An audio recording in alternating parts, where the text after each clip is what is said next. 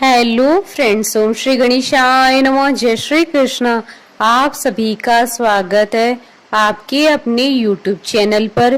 Friends, आज हम आपको इस वीडियो में बताने जा रहे हैं ज्येष्ठ शुक्ल पक्ष की निर्जला एकादशी व्रत की पौराणिक व्रत कथा, शुभ मुहूर्त, पूजा विधि, व्रत के नियम, निर्जला एकादशी के दिन क्या दान करना चाहिए और निर्जला एकादशी व्रत का पारण किस प्रकार करना चाहिए और निर्जला एकादशी के दिन किए जाने वाले उपायों के बारे में। फ्रेंड्स, वीडियो शुरू करने से पहले आपसे रिक्वेस्ट है, अगर आप हमारे चैनल पर नए हैं और आपने अभी तक चैनल को सब्सक्राइब नहीं किया है तो प्लीज सब्सक्राइब कीजिएगा चैनल को, साथ ही प्रेस कीजिएगा बेल आइकन को, जिससे नए वीडियो से रिलेटेड नोटिफिकेशन आपको तुरंत प्राप्त हो सके। और वीडियो पसंद आने पर वीडियो को लाइक और शेयर जरूर कीजिएगा ताकि सभी भक्तों को इस वीडियो का लाभ प्राप्त हो सके। और कमेंट बॉक्स में जय श्री कृष्णा जरूर लिखिएगा। सनातन धर्म में 24 एकादशियां होती है, किंतु अधिक मास होने की स्थिति में एकादशी की संख्या 26 होती है। सभी का अपना अपना महत्व होता है, लेकिन ज्येष्ठ मास की शुक्ल पक्ष की एकादशी तिथि को पड़ने वाली निर्जला एकादशी का विशेष महत्व माना गया है। इस एकादशी में पानी पीना पूर्णतः वर्जित है। यही वजह है कि इस एकादशी को निर्जला एकादशी कहा जाता है। धार्मिक मान्यताओं के अनुसार इस एकादशी का व्रत करने से 24 एकादशियों का फल प्राप्त होता है। निर्जला एकादशी को लोक में पांडव एकादशी या भीमसेनी एकादशी के नाम से भी जाना जाता है। इस दिन सभी लोग निर्जल रहकर एकादशी का व्रत रखते हैं, अर्थात जल भी ग्रहण नहीं किया जाता है। यदि कोई व्यक्ति बिना खाए नहीं रह सकता है तब संध्या के समय फलहार करना चाहिए। निर्जला एकादशी को जल का दान करने के लिए मटके पानी से भरकर दिए जाते हैं। मटके में जल भरकर ढक्कन से ढकना चाहिए और ढक्कन में चीनी तथा दक्षिण व फल अपनी सामर्थ्य के अनुसार रखने चाहिए। इसके बाद मंदिर में अथवा ब्राह्मण को ये सब दान दे देना चाहिए। इसके अतिरिक्त अपनी श्रद्धा के अनुसार दान करना चाहिए। हिंदू धर्म में एकादशी तिथि का विशेष महत्व है। एकादशी तिथि भगवान विष्णु जी को समर्पित मानी जाती है। यही कारण है कि एकादशी के दिन भगवान विष्णु जी की विधि विधान से पूजा अर्चना की जाती है। मान्यता है कि एकादशी व्रत करने से शुभ फलों की प्राप्ति होती है। व्रती सभी सुखों को भोग कर अंत में मोक्ष को जाता है। हर माह में 2 एकादशी तिथि आती है, एक कृष्ण पक्ष में, दूसरी शुक्ल पक्ष में। फ्रेंड्स, अब आइए जानते हैं साल 2025 की निर्जला एकादशी और गायत्री जयंती के शुभ मुहूर्त के बारे में। हिंदू पंचांग के अनुसार साल 2025 में निर्जला एकादशी का व्रत 6 और 7 जून के दिन है और गायत्री जयंती 6 जून 2025 शुक्रवार के दिन है। 6 जून 2025 को निर्जला एकादशी स्मार्त व्रत रखा जाएगा, जिसे गृहस्थ जन रखते हैं, और 7 जून 2025 को निर्जला एकादशी वैष्णव व्रत रखा जाएगा। ज्येष्ठ शुक्ल एकादशी तिथि प्रारंभ होगी 6 जून 2025 को सुबह 2:15 पर और ज्येष्ठ शुक्ल एकादशी तिथि का समापन होगा 7 जून 2025 को सुबह 4:47 पर। निर्जला एकादशी स्मार्त व्रत के पारण का समय रहेगा 7 जून 2025 को दोपहर 1:49 से शाम 4:34 तक। पारण तिथि के दिन हरिवासर समाप्त होने का समय रहेगा सुबह 11:25 पर और वैष्णव निर्जला एकादशी के व्रत के पारण का समय रहेगा 8 जून 2025 को सुबह 5:32 से सुबह 7:17 तक और पारण के दिन द्वादशी समाप्त होने का समय रहेगा सुबह 7:17 पर। साल 2025 की निर्जला एकादशी के दिन रवि योग, द्विपुष्कर योग और सर्वासिद्धि योग का शुभ संयोग भी बन रहा है। रवि योग का प्रारंभ होगा 6 जून 2025 को सुबह 5:32 से सुबह 6:34 तक और द्विपुष्कर योग का प्रारंभ होगा 7 जून 2025 को सुबह 5:32 से सुबह 9:40 तक और सर्वासिद्धि योग का प्रारंभ होगा सुबह 9:40 से अगले दिन 8 जून 2025 को सुबह 5:32 तक।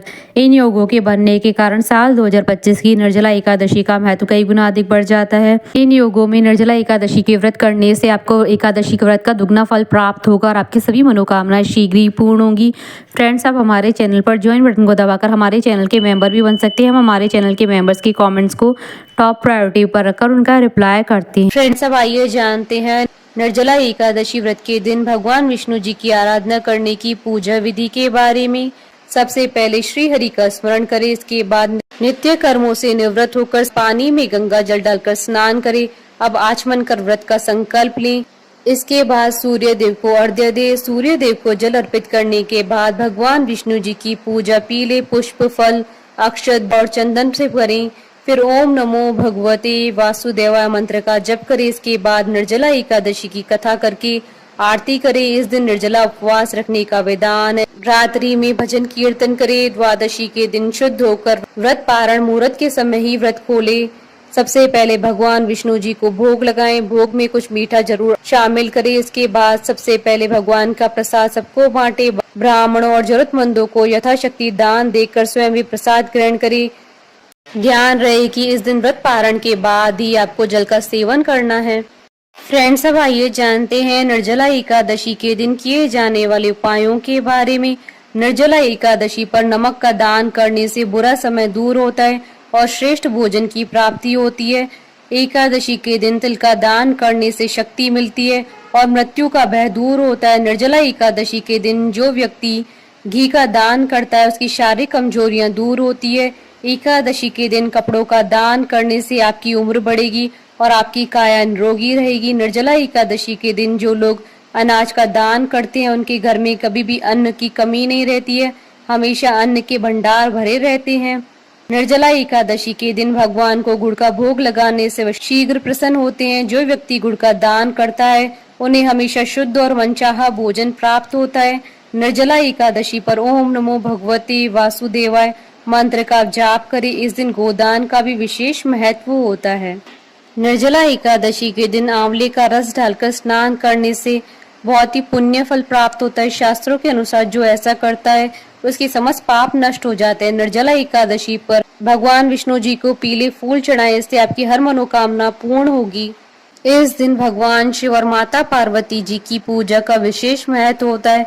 भगवान के सामने घी का दीपक जलाएं और माता पार्वती को इस दिन सुहाग की चीजें अर्पित करें। निर्जला एकादशी के दिन किसी भी शिव मंदिर में जाएं और भगवान को नारियल, बिलपत्र, सीताफल और सुपारी और मौसमी फल चढ़ाएं।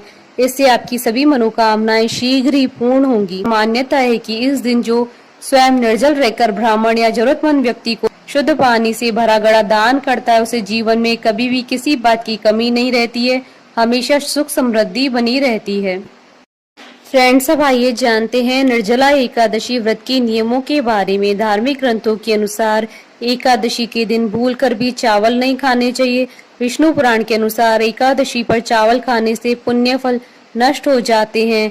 महर्षि वेद व्यास जी ने भीम को बताया था कि एकादशी का ये उपवास निर्जल रहकर करना चाहिए। इसमें न तो अन्न ग्रहण करते हैं न ही जल, केवल कुल्ला या आचमन करने के लिए मुख में जल डाल सकते हैं। इसके अलावा किसी भी तरह से जल व्यक्ति के मुंह में नहीं जाना चाहिए, अन्यथा व्रत भंग हो जाता है। निर्जला एकादशी का व्रत सूर्योदय से शुरू होकर अगले दिन सूर्योदय तक चलता है। पारण तक जल की एक बूंद भी गले के नीचे नहीं उतारी जाती। अगले दिन द्वादशी को सुबह में स्नान करके ब्राह्मणों को भोजन आदि कराएं। सामर्थ्य के अनुसार दान करके व्रत का पारण करें, इसके बाद ही आप जल ग्रहण कर सकते हैं। धार्मिक ग्रंथों के अनुसार निर्जला एकादशी के दिन भूल से भी मसूर दाल का सेवन नहीं करना चाहिए, क्योंकि मसूर की दाल को अशुद्ध माना जाता है। इसलिए व्रत के पारण में या जो व्यक्ति यह व्रत ना भी कर रहे हों उन्हें निर्जला एकादशी के दिन मसूर की दाल का सेवन नहीं करना चाहिए।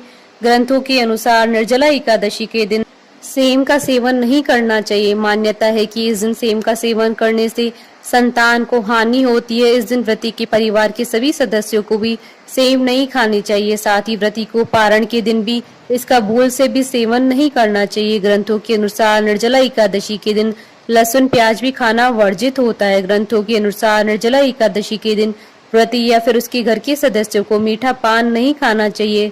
इसका कारण यह है कि भगवान विष्णु जी की पूजा में मीठा पान चढ़ाया जाता है, क्योंकि यह भगवान को अर्पित किया जाता है, इसलिए इस दिन मीठा पान खाना वर्जित होता है। फ्रेंड्स, अब आइए आरंभ करें निर्जला एकादशी व्रत की पौराणिक कथा।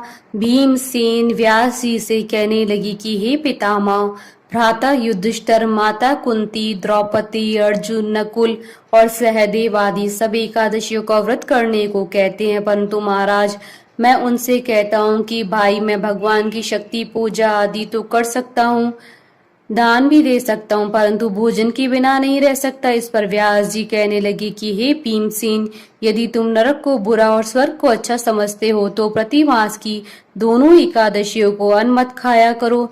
भीम कहने लगे कि हे पितामह, मैं तो पहले ही कह चुका हूँ, मैं भूख सहन नहीं कर सकता। यदि वर्ष भर में कोई एक ही व्रत हो तो मैं रख सकता हूँ, क्योंकि मेरे पेट में वक्र नाम वाली अग्नि है, सो मैं भोजन किए बिना नहीं रह सकता। भोजन करने से वह शांत रहती है, इसलिए पूरा उपवास तो क्या, एक समय भी बिना भोजन किए रहना कठिन है। अतः आप मुझे ऐसा कोई व्रत बताइए जो वर्ष भर में केवल एक बार ही करना पड़े और मुझे स्वर्ग की प्राप्ति हो जाए। श्री व्यास जी कहने लगे कि हे पुत्र, बड़े बड़े ऋषियों ने बहुत शास्त्र आदि बनाए, जिनसे बिना धन के थोड़े से परिश्रम से ही स्वर्ग की प्राप्ति हो सकती है। इसी प्रकार शास्त्रों में दोनों पक्षों की एकादशी का व्रत मुक्ति के लिए रखा जाता है। व्यास जी के वचन सुनकर भीमसेन नरक में जाने के नाम से भयभीत हो गए और कांप कर कहने लगे कि अब मैं क्या करूं। मास में 2 व्रत तो मैं कर नहीं सकता, हाँ वर्ष में 1 व्रत करने का प्रयत्न अवश्य कर सकता हूँ। अतः वर्ष में 1 दिन व्रत करने से यदि मेरी मुक्ति हो जाए तो ऐसा कोई व्रत बताइए। यह सुनकर व्यास जी कहने लगे कि वृषभ और मिथुन की संक्रांति के बीच ज्येष्ठ मास की शुक्ल पक्ष की जो एकादशी आती है उसका नाम निर्जला है। तुम उस एकादशी का व्रत करो। इस एकादशी के व्रत में स्नान और आचमन के सिवा जल वर्जित है। आचमन में 6 मासे से अधिक जल नहीं होना चाहिए, अन्यथा वह मद्यपान के सदृश हो जाता है।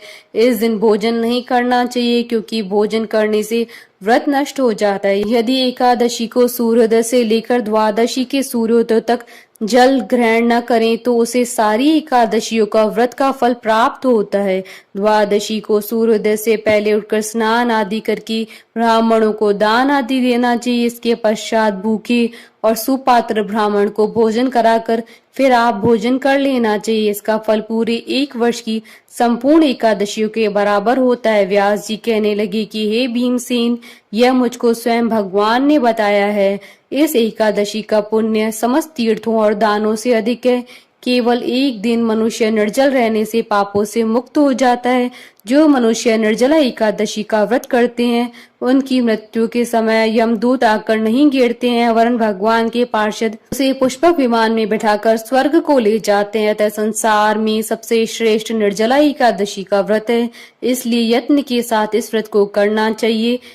उस दिन ओम नमो भगवते वासुदेवाय मंत्र का उच्चारण करना चाहिए और गोदान करना चाहिए। इस प्रकार व्यास जी की आज्ञा अनुसार भीमसेन ने इस व्रत को किया, इसलिए इस एकादशी को भीमसेनी या पांडव एकादशी भी कहते हैं। निर्जला व्रत करने से पूर्व भगवान से प्रार्थना करें, हे भगवान, आज मैं निर्जला व्रत करता हूँ, दूसरे दिन भोजन करूंगा। मैं इस व्रत को श्रद्धा पूर्वक करूंगा, अतः आपकी कृपा से मेरे सब पाप नष्ट हो जाएं। इस दिन जल से भरा हुआ 1 घड़ा वस्त्र से ढककर स्वर्ण सहित दान करना चाहिए। जो मनुष्य इस व्रत को करते हैं उनको करोड़ों पल सोने के दान का फल मिलता है, और जो इस दिन यज्ञ आदि करते हैं उनका फल तो वर्णन ही नहीं किया जा सकता। इस एकादशी के व्रत से मनुष्य विष्णु लोक को प्राप्त होता है। जो मनुष्य इस दिन अन्न खाते हैं वे चांडाल के समान होते हैं, वे अंत में नरक में जाते हैं। जिसने निर्जला एकादशी का व्रत किया वह चाहे ब्रह्म हत्यारा हो, मद्यपान करता हो, चोरी की हो या गुरु के साथ द्वेष किया हो, मगर इस व्रत के प्रभाव से स्वर्ग को जाता है। हे कुंती पुत्र, जो पुरुष या स्त्री श्रद्धा पूर्वक इस व्रत को करते हैं उन्हें पूर्वोक्त रीति से कहे हुए कर्म करने चाहिए। प्रथम भगवान का पूजन, फिर गोदान, ब्राह्मणों को मिष्ठान व दान दक्षिणा देनी चाहिए तथा जल से भरे कलश का दान अवश्य करना चाहिए। निर्जला एकादशी के दिन अन्न, वस्त्र, उपाहन अर्थात जूती आदि का दान करना चाहिए। जो मनुष्य भक्ति पूर्वक इस कथा को पढ़ते हैं या सुनते हैं या सुनाते हैं उन्हें निश्चय ही स्वर्ग की प्राप्ति होती है। कथा सार, अपनी कमजोरियों को अपने गुरुजनों व परिवार के बड़ों से कदापि नहीं छुपाना चाहिए। उन पर विश्वास करते हुए भक्त को चाहिए कि वे अपना कष्ट उन्हें बताएं ताकि वे उसका कोई उचित उपाय कर सके। उपाय पर श्रद्धा और विश्वास पूर्वक अमल करना चाहिए। बोलिए भगवान विष्णु जी की जय, सनातन धर्म की जय। हमारे साथ इस वीडियो में अंत तक बने रहने के लिए आपका धन्यवाद। ओम श्री गणेशाय नमः। जय श्री कृष्णा।